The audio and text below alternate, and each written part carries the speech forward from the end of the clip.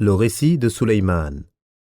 Allah dit: Suleyman hérita de Daoud, et il dit: Ô homme, le langage des oiseaux nous a été enseigné, et de chaque chose une part nous a été donnée.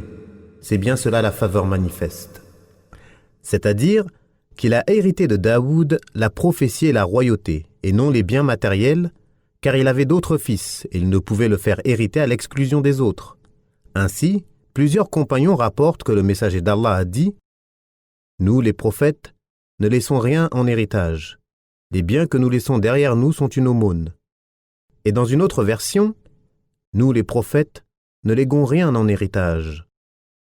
Le plus véridique des hommes nous informe que l'on n'hérite pas des biens des prophètes, au contraire, du commun des hommes. Mais leurs biens sont des aumônes destinées aux pauvres et aux nécessiteux, et non à leurs proches. Ceci car ce bas monde était pour eux insignifiant, et revêtait peu d'importance à leurs yeux, comme il l'est pour celui qui les a envoyés, élu et préféré à toute l'humanité. L'immensité de sa science et de son royaume. Allah dit: Ô homme, le langage des oiseaux nous a été enseigné et de chaque chose une part nous a été donnée. Cela signifie que Suleyman connaissait le langage des oiseaux, desquels il traduisait les intentions et les désirs aux gens. Il en était de même pour tous les animaux et les autres créatures, comme cela apparaît dans sa parole, et de chaque chose une part nous a été donnée. C'est-à-dire toute chose nécessaire à la royauté comme équipement, outils, soldats, armées d'hommes, de djinns, d'oiseaux, d'animaux et de démons. Il possédait science et connaissance et il avait la capacité de comprendre et d'exprimer les pensées des créatures, qu'elles soient douées ou non de parole. Il dit ensuite: C'est bien cela la faveur manifeste, de la part du Créateur des cieux et de la terre. Allah dit: Les troupes de Suleyman, composées de djinns, d'hommes et d'oiseaux, furent rassemblées à son intention et mises en rang. Lorsqu'ils arrivèrent à la vallée des fourmis, une d'entre elles dit: Ô fourmis, entrez dans vos demeures de peur que Suleyman et ses armées ne vous écrasent sans s'en rendre compte. Il sourit, amusé par ses propos, et dit: Permets-moi, Seigneur, de rendre grâce pour le bienfait que tu m'as accordé, ainsi qu'à mes pères et mères. Permets-moi également d'accomplir de bonnes œuvres que tu agréeras et fais-moi entrer par ta miséricorde parmi tes serviteurs vertueux. Allah rappelle que son serviteur et prophète Suleyman, fils de son prophète Daoud, est sorti un jour accompagné de toutes ses armées de djinns, d'humains et d'oiseaux. Les humains et les djinns marchaient à ses côtés, tandis que les oiseaux le survolaient, le protégeaient de leurs ailes de la chaleur et d'autres choses encore. À la tête de chacune de ces trois armées, il y avait des chefs chargés de l'organisation, si bien qu'aucun soldat ne déviait de sa place. Allah dit: Lorsqu'ils arrivèrent à la vallée des fourmis, une d'entre elles dit: Ô fourmis, entrez dans vos demeures de peur que Suleyman et ses armées ne vous écrasent sans s'en rendre compte. Cette fourmi a mis en garde ses semblables, car Suleyman et ses armées pouvaient les écraser sans s'en rendre compte. L'essentiel est que Suleyman comprit les paroles et les conseils, sages et avisés, qu'adressa cette fourmi à sa communauté et il sourit, heureux de cette faveur qu'Allah lui a accordée à l'exclusion de tout autre humain. Contrairement à ce que prétendent certains ignorants, disant qu'avant Suleyman, les animaux parlaient aux hommes jusqu'à ce que Suleyman les fasse taire et prenne d'eux l'engagement de ne plus parler aux gens. Seuls des ignorants peuvent dire cela, car si tel avait été le cas, Suleyman n'aurait eu aucun mérite à connaître le langage des animaux, puisque tout le monde le comprenait. Et s'il avait pris d'eux l'engagement de ne pas parler à autre que lui, alors que lui comprenait leur langage, il n'y aurait aucun avantage à faire valoir ce don incomparable. C'est pourquoi il dit: Permets-moi, Seigneur, inspire-moi et guide-moi, de rendre grâce pour le bienfait que tu m'as accordé, ainsi qu'à mes pères et mères. Permets-moi également d'accomplir de bonnes œuvres que tu agréeras, et fais-moi entrer par ta miséricorde parmi tes serviteurs vertueux. Il demanda ainsi à Allah de lui permettre de lui rendre grâce pour les bienfaits qu'il lui a accordés et pour la faveur dont il lui a fait don, à l'exclusion des autres. Il lui demanda également de lui faciliter l'accomplissement de bonnes œuvres et de le ressusciter avec ses serviteurs vertueux. Allah exauça toutes ses invocations. Sa parole, mes pères et mères, désigne son père Daoud et sa mère, qui était une adoratrice pieuse. Sa rencontre avec la reine de Saba. Allah mentionne la conversation entre Suleyman et la huppe. Chaque espèce d'oiseau avait un commandement chargé de missions précises et qui venaient régulièrement au rapport à l'instar des armées avec leur roi. La fonction de la huppe, d'après Ibn Abbas et d'autres, consistait à rechercher des points d'eau au cours des voyages. Allah a doté la huppe d'une capacité qui lui permettait de détecter l'eau dans les profondeurs de la terre. Lorsqu'elle leur indiquait la présence d'eau, ils creusaient la terre, puisaient l'eau et l'utilisaient pour leurs différents besoins. Or, un jour, Sulayman convoqua cette huppe et ne la trouva pas à sa place habituelle. Il dit : « Pourquoi ne vois-je pas la huppe ? Serait-elle parmi les absents ? Pourquoi est-elle absente ? Ou pourquoi ne l'aperçois-je pas ? Je la châtierai sévèrement. » Il la menaça d'un sévère châtiment sur la nature duquel les exégètes ont divergé. Ou je l'égorgerai, à moins qu'elle ne m'apporte un argument clair, c'est-à-dire une justification qui la sauvera de cette mauvaise posture. Allah dit : « Mais elle n'était restée absente que peu de temps et dit : « J'ai connaissance d'une chose qui t'a échappé, c'est-à-dire, je sais ce que tu ne sais pas. Et je te rapporte de Saba une nouvelle sûre, c'est-à-dire véridique. J'ai trouvé une femme à la tête de leur royaume, tout a été mis à sa disposition et elle possède un magnifique trône. » La huppe décrivit ainsi la situation des rois de Saba, au Yémen, qui avaient bâti un immense royaume. La royauté était détenue par une femme qui était la fille d'un roi mort sans laisser d'autres enfants qu'elle, et ils la prirent comme reine. On l'appelait Bilqis. Al-Bukhari rapporte d'après Abu Bakr que lorsque le prophète apprit que les Perses avaient pris à leur tête la fille de Kisra, il dit : « Un peuple qui confie ses affaires à une femme ne réussira jamais. » Il dit : « Tout a été mis à sa disposition, c'est-à-dire tout ce que les rois possèdent, et elle possède un magnifique trône. Son trône était orné de toutes les variétés de joyaux, de perles, d'or et de pierres précieuses. » Puis la huppe mentionna leur mécréance et leur adoration du soleil, en dehors d'Allah, le diable les ayant égarés et détournés de l'adoration d'Allah, l'unique sans associé, celui qui fait tomber la pluie et sortir les plantations dans les cieux et sur la terre, celui qui sait ce qu'il cache et ce qu'il divulgue. Ainsi il connaît les secrets et les apparences des choses matérielles et abstraites. Allah, point de divinité digne d'adoration à part lui, le Seigneur du trône immense. C'est-à-dire qu'il possède le trône immense, qui est la plus grande des créatures. Sulayman envoya alors la huppe avec un message dans lequel il les invitait à l'obéissance à Allah et à son prophète et leur demandait de se repentir et d'accepter de se soumettre à son commandement et son pouvoir. C'est pourquoi il leur dit : « Ne cherchez pas à prendre le dessus sur moi. » Autrement dit, ne refusez pas de m'obéir et d'exécuter mes ordres. Et venez à moi en toute soumission. C'est-à-dire, venez à moi soumis et obéissant, sans opposition et sans hésitation. Lorsque le message lui parvint avec l'oiseau et que les gens prirent leur carte, mais il ne faut pas se tromper, cette carte vint avec un oiseau soumis, obéissant, intelligent, comprenant ce qu'il disait et ce qu'on lui répondait. De nombreux exégètes rapportent que la huppe apporta la lettre à la reine, tandis qu'elle se trouvait seule dans son palais. Elle lança la lettre et resta à l'écart, en attendant de voir ce qu'elle répondrait à la lettre. Elle réunit alors les princes, les ministres et les hauts dignitaires de son royaume, afin de les consulter. « Ô notables, une noble lettre m'a été lancée. » Elle leur lut alors le titre de la lettre en leur disant : « Elle est de Sulayman. » Puis elle lut : « Au nom d'Allah, le tout miséricordieux, le très miséricordieux. Ne cherchez pas à prendre le dessus sur moi, et venez à moi en toute soumission. » Elle les consulta ensuite sur son affaire et ce qui lui était arrivé. Elle adopta avec eux le meilleur des comportements et leur dit alors qu'ils étaient silencieux : « Ô notables, que dites-vous de cette affaire ? Je ne déciderai rien sans que vous ne soyez présents. » Ils répondirent : « Nous possédons une grande force et sommes redoutables au combat. » Ils voulaient signifier : « Nous avons la capacité de combattre et de résister vaillamment. Et si c'est ce que tu veux de nous, nous en sommes capables. Et malgré tout, cependant la décision t'appartient. À toi donc de voir quel ordre donner. » Ils lui exprimèrent ainsi leur obéissance et soumission, tout en l'informant de leur capacité, en lui remettant la décision sur cette question, afin de voir quel était son avis et ce qui était meilleur pour elle et pour eux.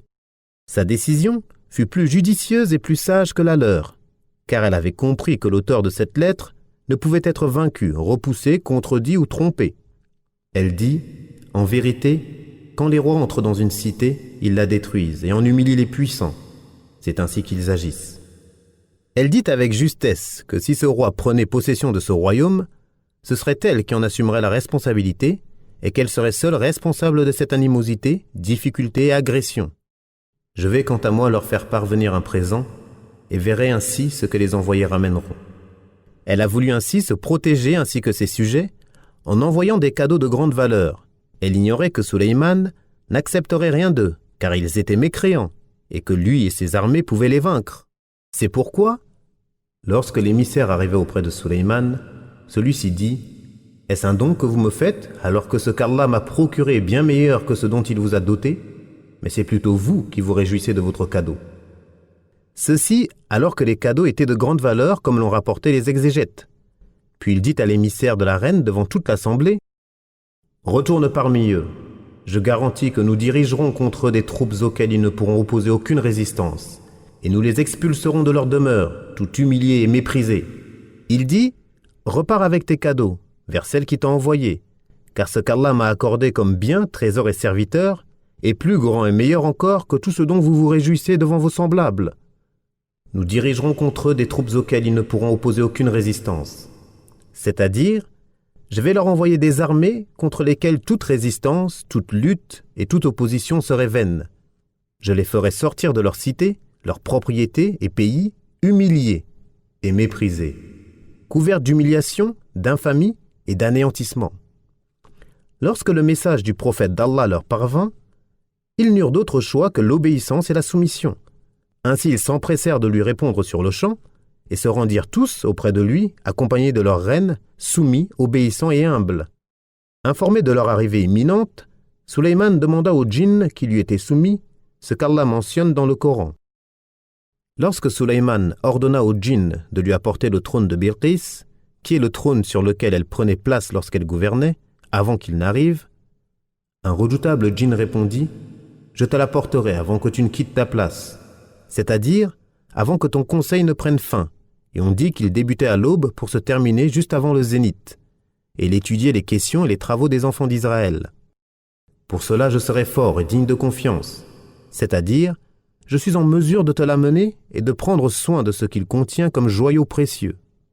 Celui qui avait connaissance du livre, l'avis le plus communément partagé, est qu'il s'agit de Aasif ibn Barkhiya. Je te l'apporterai avant que tu n'aies cligné de l'œil. On dit que cela signifie « Le trône sera devant toi avant que tu n'aies envoyé un émissaire au point le plus éloigné de la terre que ton œil peut atteindre et qu'il ne revienne vers toi. » On dit également que cela signifie « Avant que ne vienne à toi la personne la plus éloignée que ton regard peut embrasser. » Ou encore « Avant que tu n'aies cligné de l'œil après avoir dirigé le regard le plus loin possible, et c'est là l'avis le plus plausible. » Quand Sulayman vit le trône installé auprès de lui, c'est-à-dire lorsqu'il vit le trône de Bilqis devant lui, venu du Yémen jusqu'à Beit al-Maqdis, en un clin d'œil, il dit « Cela est une grâce de mon Seigneur pour m'éprouver et voir si je serai reconnaissant ou ingrat. C'est une grâce d'Allah envers moi, et Allah accorde sa grâce à ses serviteurs afin de les mettre à l'épreuve et voir s'ils sont reconnaissants ou non. Or, quiconque est reconnaissant le fait dans son propre intérêt, et quiconque est ingrat, alors mon Seigneur se suffit à lui-même et il est généreux. C'est-à-dire qu'il se passe de la reconnaissance de ceux qui remercient, et la mécréance des mécréants ne lui cause aucun tort. Puis Sulayman ordonna qu'on change les joyaux ornant le trône et qu'on le transforme afin de tester l'intelligence et le degré de perspicacité de Bilqis. C'est pourquoi il dit « Nous verrons alors si elle sera guidée ou si elle sera du nombre de ceux qui n'y parviennent pas. » Quand elle fut venue, on lui demanda « Est-ce que ton trône est comme celui-ci » Elle dit « Il lui ressemble bien. » Sa réponse montre sa perspicacité et sa grande intelligence, car elle ne pouvait concevoir que c'était son trône, car elle l'avait laissé au Yémen, et elle ne savait pas que quelqu'un était capable de cet acte extraordinaire.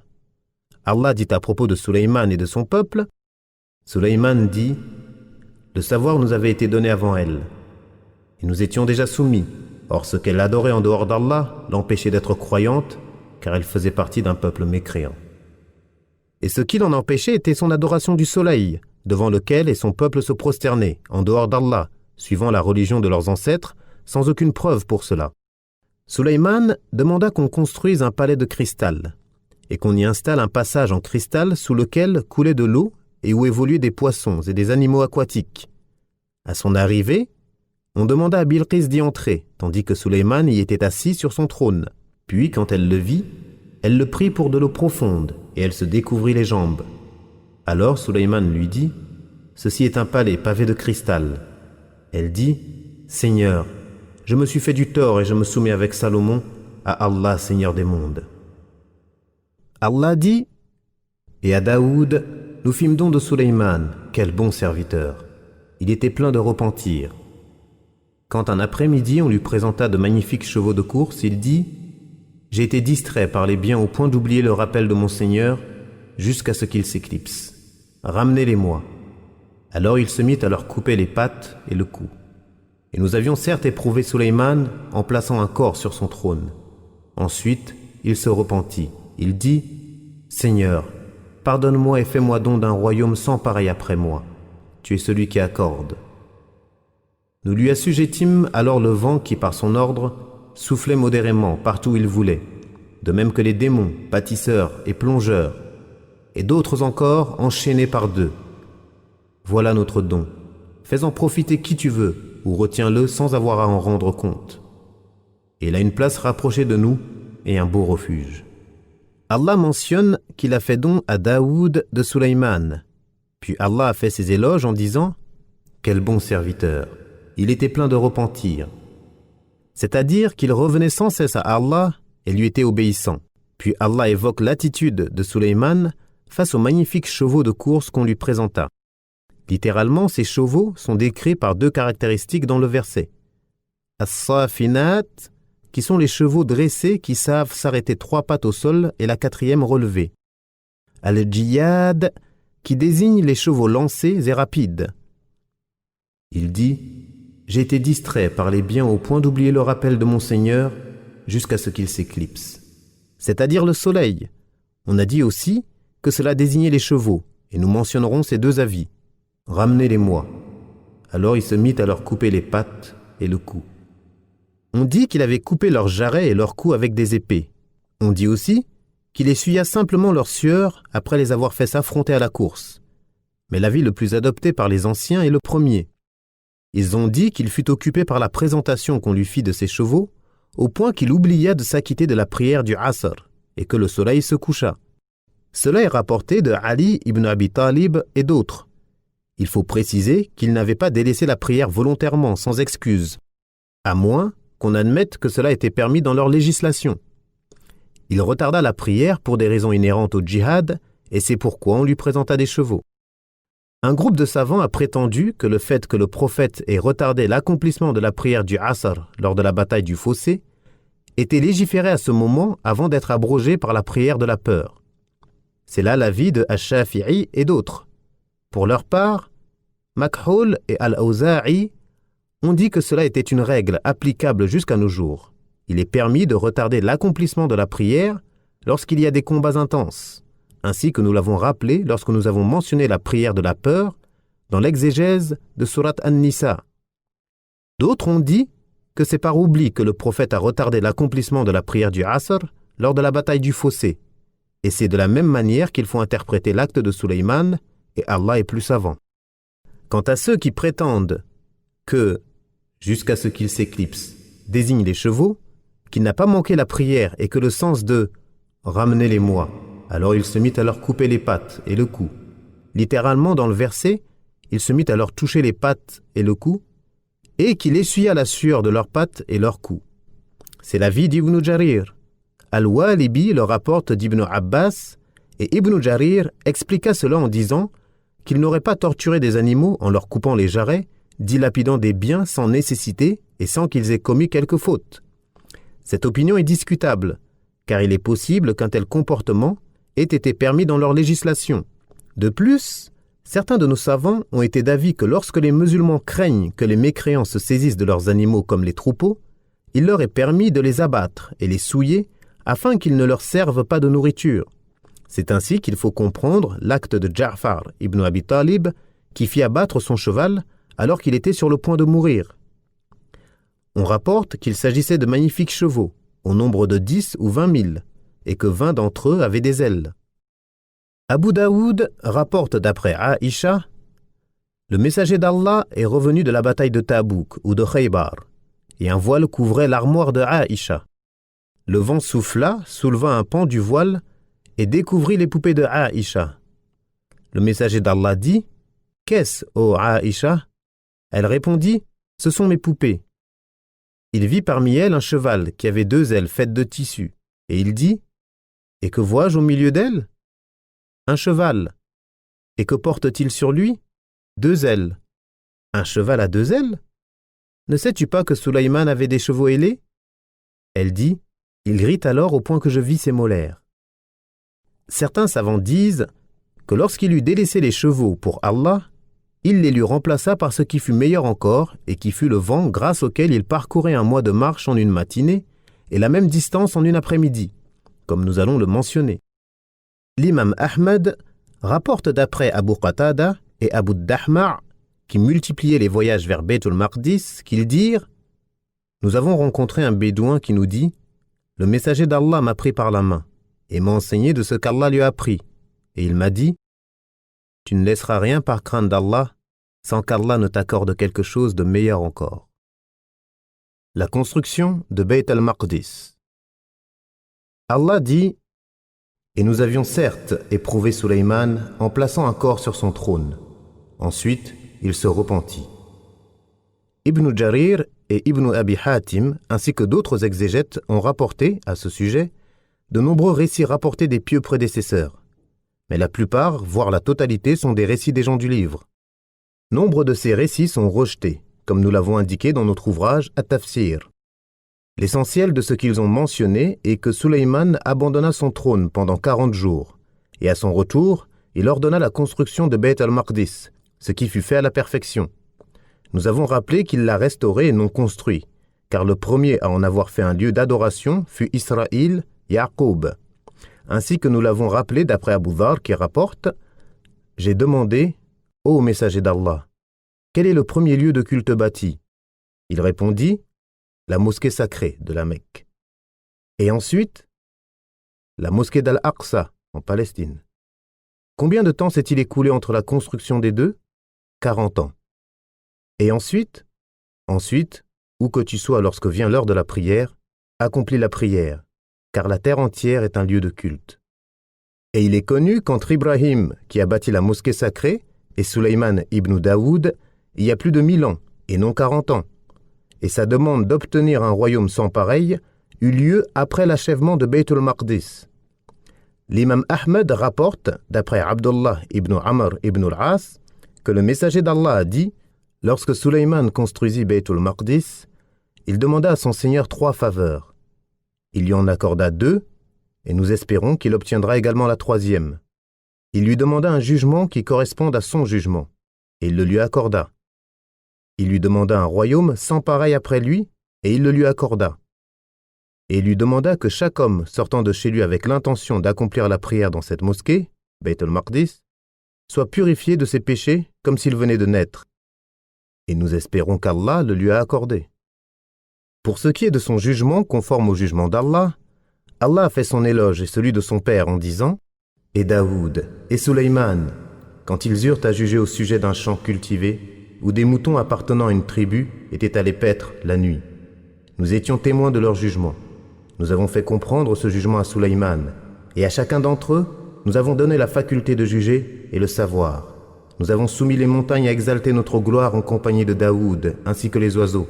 C'est nous qui avons tout fait. » Shurayh al-Qadi et d'autres pieux prédécesseurs ont rapporté que cette tribu avait un champ de vignobles et que des moutons appartenant à une autre tribu entrèrent dans ce champ durant la nuit et broutèrent toute la végétation. Les 2 tribus se rendirent auprès de Daoud et demandèrent son arbitrage. Daoud décréta alors que le troupeau deviendrait propriété de ceux dont le champ a été ravagé. Ils se rendirent chez Sulayman qui leur demanda « Quel fut le jugement du prophète d'Allah ?» Ils l'en informèrent et il dit « Si c'était moi qui avais jugé, j'aurais décrété que le troupeau soit provisoirement confié au propriétaire du champ à titre d'usufruit et que les coupables s'occupent du champ jusqu'à ce qu'ils redeviennent comme ils l'étaient auparavant. Ce n'est qu'alors qu'ils pourraient reprendre leur troupeau. » Informé de ce jugement, Daoud l'adopta et le prononça. Toujours dans le même ordre d'idées, il est rapporté dans les deux recueils authentiques, d'après Abu Huraira, que le messager d'Allah a dit « Deux femmes se trouvaient avec leurs bébés respectifs, et le loup prit le bébé de l'une d'elles. Elles se disputèrent alors, le bébé restait vivant. La plus âgée dit « C'est ton bébé qui l'a pris. » Et la plus jeune répondit « Non, c'est le tien qui l'a pris. » Elles demandèrent alors l'arbitrage de Sulayman qui leur dit « Apportez-moi un couteau pour que je le découpe en deux et qu'ainsi chacune de vous en ait la moitié. » La plus jeune dit alors « Ne fais pas cela, qu'Allah te fasse miséricorde, c'est son fils. » Sulayman jugea alors en sa faveur. Il est possible que les deux jugements aient été valables dans leur législation, mais l'avis de Sulayman était le plus juste, et c'est pour cela qu'Allah a fait ses éloges en ce qu'il lui a inspiré avant de faire aussi les éloges de son père. Il dit « Nous avons fait comprendre ce jugement à Sulayman, et à chacun d'entre eux, nous avons donné la faculté de juger et le savoir. Nous avons soumis les montagnes à exalter notre gloire en compagnie de Daoud, ainsi que les oiseaux. C'est nous qui avons tout fait.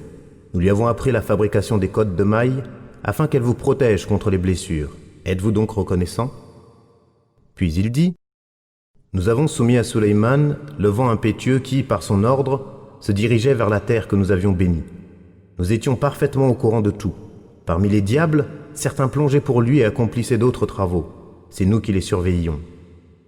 Nous lui assujettîmes alors le vent qui, par son ordre, soufflait modérément partout où il voulait, de même que les diables, bâtisseurs et plongeurs, et d'autres encore, enchaînés par deux. Voilà notre don.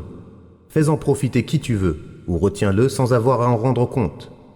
Et il a une place rapprochée de nous et un beau refuge. » Lorsqu'il délaissa les chevaux pour la face d'Allah, le Seigneur les lui remplaça par la soumission du vent qui était plus rapide et plus puissant que les chevaux, et qui ne nécessitait aucun effort. Il soufflait modérément partout où il voulait, c'est-à-dire sur quelque contrée qu'il désire. Il avait un tapis de bois qui pouvait supporter tout ce dont il avait besoin, comme maisons et palais, tentes, meubles, chevaux, chameaux, charges, soldats parmi les humains et les djinns, et bien des animaux et des oiseaux. Lorsqu'il voulait voyager, s'éloigner ou combattre un roi ou ennemi, ou qu'il veuille sur la terre d'Allah, il prenait tout ce que nous avons mentionné sur son tapis, puis ordonnait au vent de souffler de façon à ce que le tapis s'élève dans les airs. Une fois suspendu entre ciel et terre, il lui ordonnait de souffler modérément, et lorsqu'il voulait aller plus vite, il ordonnait à la tempête de se lever, et celle-ci l'emmenait à une vitesse prodigieuse là où il le désirait. Ainsi, il pouvait quitter au début du jour Beit al-Maqdis et être porté par le vent jusqu'à Istakhar qui se trouvait à une distance d'1 mois de marche. Il y restait jusqu'à la fin de la journée, et il revenait ensuite à Beit al-Maqdis. Allah dit « Nous avons également mis au service de Sulayman le vent. Celui-ci parcourait 1 mois de marche en une matinée et la même distance en une après-midi. Nous lui avons fait couler la source du cuivre. Avec la permission de son Seigneur, certains djinns travaillaient devant Sulayman. Et nous faisions goûter le châtiment de la fournaise à quiconque parmi eux se soustrayait à notre ordre. Il lui réalisait ce qu'il voulait, édifices, statues, plateaux semblables à des bassins et marmites bien ancrées. Ô famille de Daoud, soyez par vos actes reconnaissants. Peu de mes serviteurs sont reconnaissants. » Quant à la source, mentionnée dans le Coran, Ibn Abbas, Mujahid, Ikrima et Qatada ont dit qu'il s'agissait de cuivre, et selon Qatada, elle se trouvait au Yémen, où Allah l'a fait surgir pour lui. Allah dit « Avec la permission de son Seigneur, certains djinns travaillaient devant Sulayman, et nous faisions goûter le châtiment de la fournaise à quiconque parmi eux se soustrayait à notre ordre. Allah lui a soumis des djinns qui accomplissaient pour lui ce qu'il voulait, sans se lasser et sans désobéir. Et ceux qui désobéissaient à ses ordres, Allah les châtiait.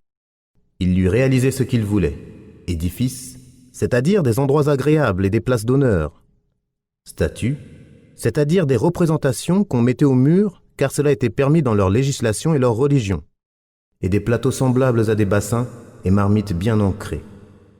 Ibn Abbas a dit que les plateaux semblables à des bassins étaient de terre, ou encore semblables à des bassins d'eau, comme l'ont également soutenu Mujahid, Al-Hassan, Qatada, Ad-Dahak et d'autres. D'après cet avis, cela désignerait le bassin dans lequel on vient puiser l'eau. Quant aux marmites bien ancrées, Ikrima a dit qu'elles étaient fixes et ne bougeaient pas de leur place. C'est également l'avis de Mujahid et d'autres. Et puisque cela était fait dans le but de nourrir les pauvres et d'être bienfaisant vers les gens, Allah dit « Ô famille de Daoud, soyez par vos actes reconnaissants. peu de mes serviteurs sont reconnaissants. Il dit aussi, de même que les démons, bâtisseurs et plongeurs, et d'autres encore, enchaînés par deux. C'est-à-dire que certains d'entre eux étaient assujettis à la construction, et d'autres qui plongeaient dans l'eau à la recherche de perles, de joyaux et autres choses qu'on ne trouve que dans les profondeurs des mers. Quant à cette parole d'Allah, et d'autres encore, enchaînés par deux. C'est-à-dire que ceux qui désobéissaient à ses ordres étaient enchaînés par deux. Tout cela fait partie de ce qu'Allah a soumis et assujetti à Sulayman, et qui donnait à son royaume une perfection qu'aucun autre roi ne pouvait atteindre, ni avant, ni après lui. Al-Bukhari rapporte d'après Abu Huraira que le prophète a dit « Un djinn redoutable s'est manifesté à moi hier et a voulu s'interposer entre moi et ma prière. Mais Allah m'a permis de le maîtriser. Je l'ai saisi et j'ai voulu l'enchaîner à un pilier de la mosquée afin que vous le voyiez tous. Mais je me suis souvenu de l'invocation de mon frère Salomon. Seigneur, pardonne-moi et fais-moi don d'un royaume tel que personne après moi n'en aura de semblable. Alors, je l'ai chassé humilié. » Muslim rapporte, d'après Abu Darda, le messager d'Allah se leva pour accomplir la prière. Et nous l'avons entendu dire « Je cherche protection auprès d'Allah contre toi. Je te maudis par la malédiction d'Allah. » Et il répéta cela 3 fois. Il tendit la main comme s'il saisissait quelque chose. Lorsqu'il termina la prière, nous lui dîmes « Ô messager d'Allah, nous t'avons entendu dire dans la prière une chose que nous ne t'avons jamais entendu dire avant, et nous t'avons vu tendre le bras. » Il dit « Iblis, l'ennemi d'Allah, est venu avec une braise de feu pour me la jeter au visage. Et j'ai dit « Je cherche protection auprès d'Allah contre toi 3 fois. Puis j'ai dit « Je te maudis par la malédiction parfaite d'Allah. » Mais il ne reculait pas, par 3 fois. Ensuite, j'ai voulu le saisir.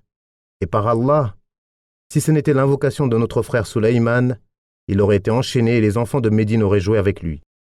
Ahmed rapporte d'après Abu Ubayd, le compagnon de Sulayman ibn Abdul Malik, « J'ai vu Ata ibn Zayd al-Laythi debout en prière, et j'ai voulu passer devant lui. Il m'a alors repoussé, puis m'a dit « Abu Sa'id al-Khudri m'a rapporté que le messager d'Allah se leva pour accomplir la prière de l'aube, et il se tenait derrière lui. Le prophète récita, mais se trompa dans la lecture, et lorsqu'il conclut la prière, il dit « Si vous m'aviez vu avec Iblis, je l'ai saisi avec ma main et n'ai cessé de l'étrangler jusqu'à sentir la froideur de sa salive entre mon pouce et mon index. Si ce n'était l'invocation de notre frère Sulayman, il aurait été enchaîné à un pilier de la mosquée et les enfants de Médine auraient joué avec lui. Celui d'entre vous qui peut faire en sorte que personne ne passe entre lui et la Qibla, qu'il le fasse. » De nombreux pieux prédécesseurs ont mentionné que Sulayman avait 1000 femmes, 700 épouses et 300 esclaves. Mais on a également rapporté le contraire, 300 épouses et 700 esclaves. Il était capable de jouir de femmes d'une manière extraordinaire. Al-Bukhari rapporte d'après Abu Huraira que le messager d'Allah a dit « Sulayman ibn Daoud a dit un jour « Je partagerai cette nuit la couche de 70 femmes. Chacune d'elles donnera naissance à un cavalier combattant sur le sentier d'Allah. » Son compagnon lui dit « S'il plaît à Allah. » Mais Sulayman oublia de dire cela. Ainsi, aucune ne tomba enceinte, sauf une qui mit au monde un bébé mal formé. Le prophète a dit « S'il avait dit « S'il plaît à Allah », il aurait eu des enfants avec toutes ces femmes, qui auraient combattu sur le sentier d'Allah. Le royaume de Sulayman, l'étendue de son empire, l'immensité et la diversité de ses armées n'ont été accordées à personne avant lui, et Allah ne l'accordera à personne après lui, comme il dit « Et on nous a accordé une part de chaque chose. » Et il dit « Ô Seigneur, pardonne-moi et accorde-moi un royaume sans pareil après moi. Tu es certes celui qui accorde. » Et Allah lui a accordé cela comme l'a indiqué textuellement le plus véridique des hommes. Après avoir mentionné tous les bienfaits parfaits et immenses qu'il lui a accordés, Allah dit « Voilà notre don. Fais-en profiter qui tu veux ou retiens-le sans avoir à en rendre compte. C'est-à-dire, donne à qui tu veux et prive qui tu veux.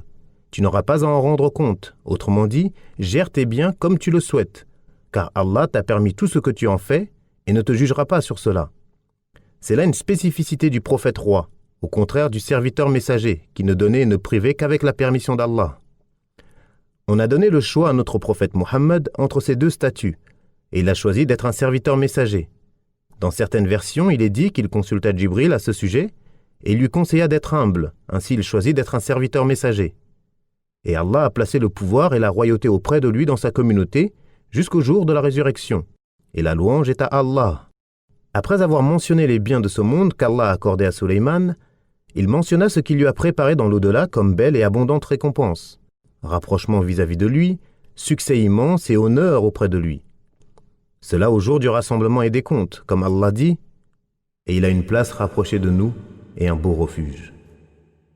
La mort de Sulayman, la durée de sa vie et de son royaume. Allah dit, « Lorsque nous décidâmes de sa mort, seule la termite le leur révéla en rongeant sa canne. Et quand il s'écroula, il apparut clairement que si les djinns connaissaient les choses cachées, ils ne seraient pas restés à subir l'humiliant supplice. » Ibn Jarir, Ibn Abi Hatim et d'autres ont rapporté d'après Ibn Abbas que le prophète a dit « Sulayman était un prophète d'Allah. Lorsqu'il priait et qu'il voyait un arbre pousser devant lui, il lui disait « Comment t'appelles-tu » Il répondait « Un tel ». Puis il lui demandait « À quoi sers-tu » Si c'était un arbre fruitier, il lui laissait donner ses fruits. Et s'il donnait un remède, il le laissait pousser. Un jour qu'il priait, il vit un arbre devant lui et lui dit « Comment t'appelles-tu » Al-Khouroub. À quoi sers-tu À détruire cette maison, Baytul Maqdis. Ô Allah, cache ma mort aux djinns, afin que les hommes sachent que les djinns ne connaissent pas l'invisible. Il le tailla sous forme de bâton et s'appuya dessus alors que les djinns travaillaient pendant une année. La termite rongea le bâton, et les hommes virent que si les djinns connaissaient l'invisible, ils ne seraient pas restés un an à subir l'humiliant supplice. Les djinns remercièrent la termite en lui apportant de l'eau. La destruction de Baytul Maqdis. Allah dit « Et nous avions donné à Moïse le livre, dont nous avions fait un guide pour les enfants d'Israël. Ne prenez pas de protecteur ni d'adoré en dehors de moi. Ô vous, les descendants de ceux que nous avons transportés dans l'arche avec Noé, celui-ci était vraiment un serviteur très reconnaissant.